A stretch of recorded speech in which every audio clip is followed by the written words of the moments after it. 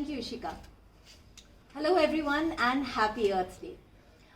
जब लॉकडाउन शुरू हुआ था उससे कुछ दिन पहले ही लकीली फॉर मी मैं जाकर ये गुडुची यानी कि गिलोय के स्टेम्स लेकर आई थी अपने घर के लिए। ये गिलोय जिसे गुडुची कहा जाता है और इसे संस्कृत में अमृता भी कहा जाता है। अमृता यानी कि द रूट्स ऑफ इमोर्टैलिटी एक आयुर्वेदिक हर्ब है।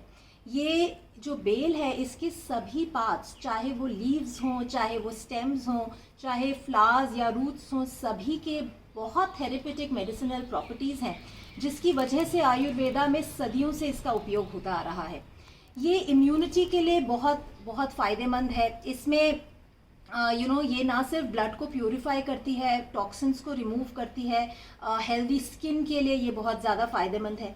उसी के साथ साथ मुझे याद है जब मेरे बेटे को डेंगू हुआ था आज से 2-3 साल पहले, तब हम जाके फ्रेंड्स के यहाँ से गिलोय के लीव्स लेकर आए थे, क्योंकि गिलोय जो है एंटीपायरेटिक होता है और उसी के साथ साथ ये ब्लड प्लेटलेट्स को बढ़ाने में भी फ़ायदेमंद होता है।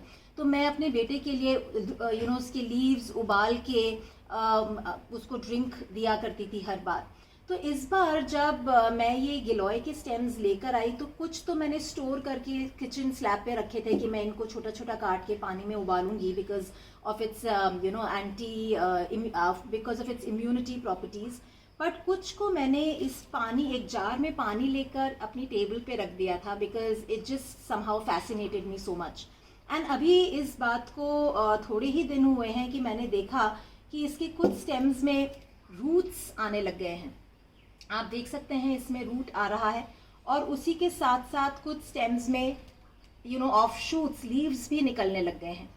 तो मैंने सोचा कि क्योंकि मेरे घर में इतने साल से कभी भी गिलोय नहीं आया और जब भी हमें ज़रूरत पड़ी इसकी, चाहे इम्यूनिटी बूस्टिंग के लिए, चाहे कफ कोल्ड में, क्योंकि ये बहुत फ़ायदेमंद है, तो हमेशा हमें बाहर जाकर ये लेकर आना पड़ा, ढूंढना पड़ा, क्योंकि उस वक्त ये इतनी आसानी से नहीं मिलता था। तो मैं चाह रही थी कि इसको इस बार, क्योंकि इसमें रूट्स और शूट्स आ गए हैं, मैं अपने घर में इस बार इसको प्लांट करूं।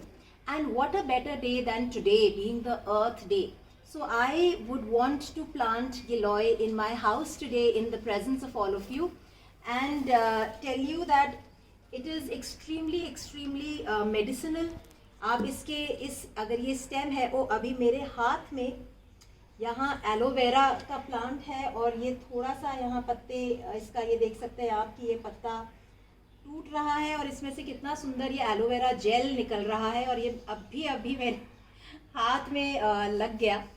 सो much for nature gives us so much and we should just be thankful to mother earth. Ishika, do you want to help mamma? Yes. Come, let's plant. What is this? Giloy. So हम इसमें ये pot हमने तैयार करके रखे हुए हैं।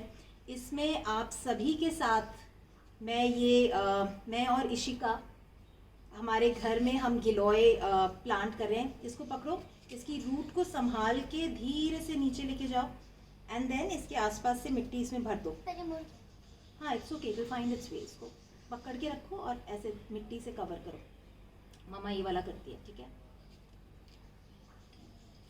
अच्छे से टाइट दबा दो ताकि ये गिरे ना। Press the soil around it with your 3 fingers, not with 1 finger. Or with double the fingers like this, so that there is no air that goes in here and it's firmly grounded.